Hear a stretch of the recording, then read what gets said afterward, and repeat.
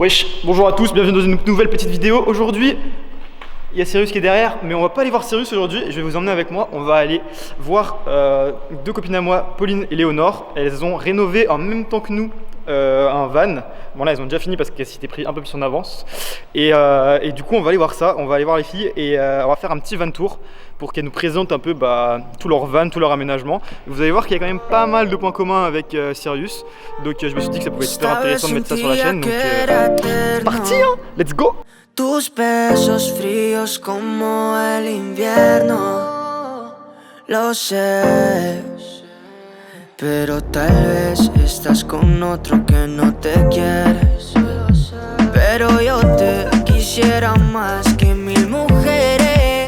Tiene que doler para sanar y cerrar esta herida, y se siente vivir cuando no estás, pero así es la vida, baby, tiene que doler para sanar y cerrar esta herida. Moi c'est Léonore. Moi c'est Pauline. Du coup on est toutes les deux étudiantes à la base, Pauline en architecture et moi en architecture intérieure.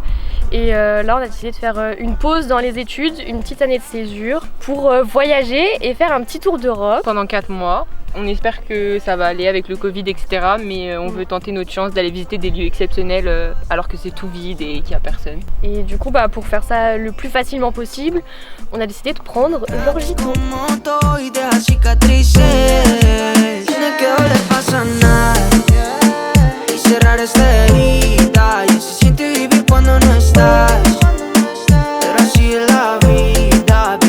L'année dernière, il y a eu le début du Covid. C'était la manière la plus simple de voyager cette année. Et avec un van encore plus. Ouais, voilà, on fait vraiment ce qu'on veut, on dépend de personne. Si on choisit où est-ce qu'on va, on choisit on dehors, à quelle heure. On choisit si on peut aller dans un pays ou dans un autre. En plus là, avec le Covid, la plupart des frontières, il y en a peut-être qui vont nous fermer les portes, d'autres qui vont nous ouvrir. Donc ce sera vraiment un peu au dernier moment où est-ce qu'on va, dans quel pays on va. Et c'est vraiment plutôt cool, c'est vraiment au jour le jour, ouais. Le projet de base c'était surtout du coup de voyager, de sortir un petit peu des études, mais de continuer un peu à s'enrichir au niveau architectural pour toutes les deux, de visiter des nouveaux paysages, des nouvelles villes, de voir un peu d'autres cultures, etc. Et en plus on l'a construit nous-mêmes, du coup ça fait grave une expérience parce que toutes les deux c'est un peu notre milieu. Ouais. Et ça fait vraiment une première expérience de construction. On était vraiment dans le bricolage à fond, on a appris trop de trucs. Georges, c'est un Peugeot Boxer de 2012. On l'a acheté avec 120 000 km. On l'a acheté 7 800 € sur le Bon Coin. Ce qu'on voulait c'était être le plus autonome possible. Donc ouais. En eau, en électricité, en gaz. En fait on voulait pouvoir cuisiner, pouvoir avoir un minimum d'électricité pour charger les téléphones, appareils photo et tout. Prendre une douche aussi, c'était important. En vrai ce qu'on voulait c'est aussi juste pas dépendre des campings et pas essayer de chercher à chaque fois où est-ce qu'on va dormir et de se dire il nous faut absolument de l'eau, de l'électricité. C'est vraiment être 100% autonome comme t'as dit et dépendre de personne et avoir une putain de réserve pour si jamais on a envie d'aller hyper loin et d'être tranquille, j'en sais rien, au milieu du désert, au milieu d'une prairie, de pouvoir avoir tout ce qu'on veut quoi. Du coup si on commence par l'eau, on a à l'intérieur sous le lit, on l'a montré tout à l'heure, on a un réservoir d'eau propre de 100 litres d'eau, donc ça fait une grosse capacité, on a quand même de quoi prendre quelques douches et pouvoir faire un peu de vaisselle, etc. Et puis les eaux usées, on a un réservoir d'eau usée sous le camion. Et après du coup au niveau de l'électricité on est assez autonome puisqu'on a du coup 240 watts de panneaux solaires sur le toit. Ça nous permet de tenir quand même je pense largement 2 jours en autonomie. Et on a aussi donc les 240 watts ça nous donne du 12 volts. Et ensuite on peut aussi avoir des branchements en 220 volts si on décide de se brancher dans les campings. À l'arrière on a la douche qui s'ouvre comme ceci, on a l'eau chaude, l'eau froide et on peut se doucher tranquillement. Tranquillement. Et après en vrai vu qu'on est un peu pudique on a quand même des rideaux là qu'on installe, qu'on met, qu'on enlève pour prendre notre douche tranquille, t'as vu? Ouais j'ai vu. Ouais t'as vu. Il manque un petit miroir ici pour la salle de bain. Ouais. Ça va, c'est les shampoings. Ouais, tous les shampoings, les trucs pour la douche et tout on met là. C'est un peu le bazar mais...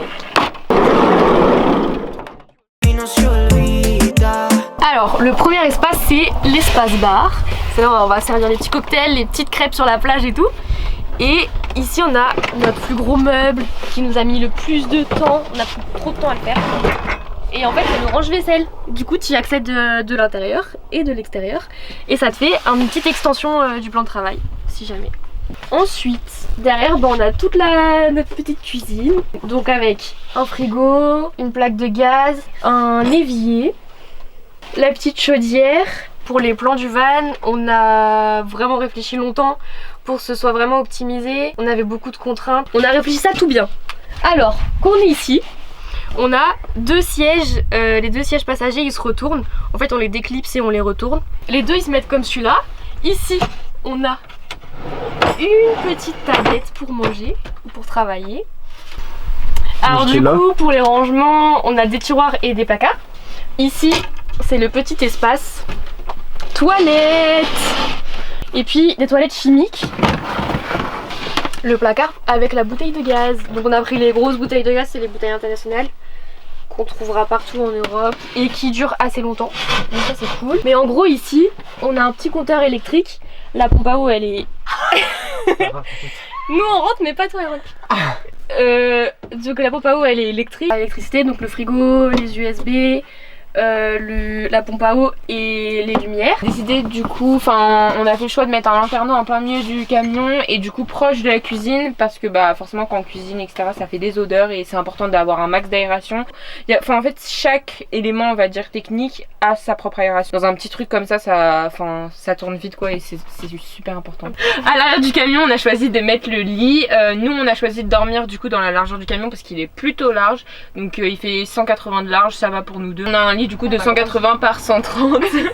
Truc un peu différent qu'on a choisi de faire, c'est d'avoir un max de rangement dessous et du coup pour accéder à tous ces rangements on a fait un système de clic-clac. Du coup le lit peut s'ouvrir, enfin peut se fermer entre guillemets en canapé d'un côté vers l'extérieur ou alors vers l'intérieur, ce qui nous permet d'accéder à tout ce qui est dessous. Il y a quelques trucs techniques pardon, parce qu'il y a le réservoir d'eau du coup et on a pas mal de rangements, nos affaires et puis un peu les tables de camping, les chaises de camping, tout ça qui va avec et qui permet d'installer des trucs dehors. Dans le coin lit du coup on a choisi de mettre un maximum de trucs genre qu'on a besoin. On peut charger nos téléphones, on a des petites prises USB de chaque côté. On a aussi mis plein de petites lumières le soir quand on veut lire etc. C'est plutôt sympa.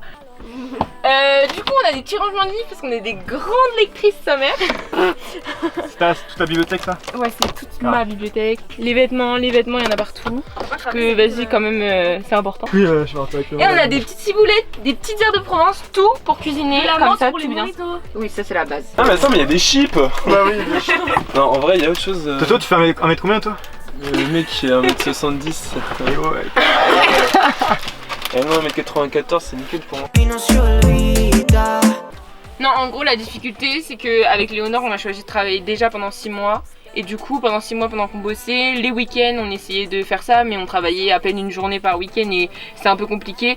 Là on est fin avril du coup et on a commencé à bosser dessus en janvier. Et on avait prévu de terminer début avril donc on a un petit mois de retard. Au final en fait c'est juste qu'on a sous-estimé le temps qu'on allait mettre dessus. On n'aurait pas pu faire plus rapide. Hein.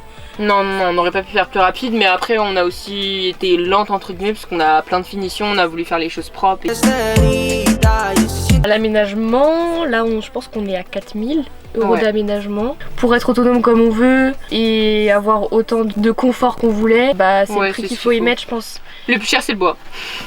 Ah oui là. Ça c'était pas prévu, le plus cher c'est le bois, il y en a partout et franchement c'est trop cher mais c'est important que tout tienne. Nous on pensait qu'il y a des trucs qui allaient valoir beaucoup plus cher et au final c'est pas ça qui a coûté le plus cher, genre le frigo, les trucs comme ça au final c'était pas le plus cher, on a fait un petit peu de récup aussi. Du coup si on rappelle le camion il nous a coûté 7800 €, on a 4000 € à peu près d'aménagement donc on est quand même à un budget total, on approche les 12 000 €.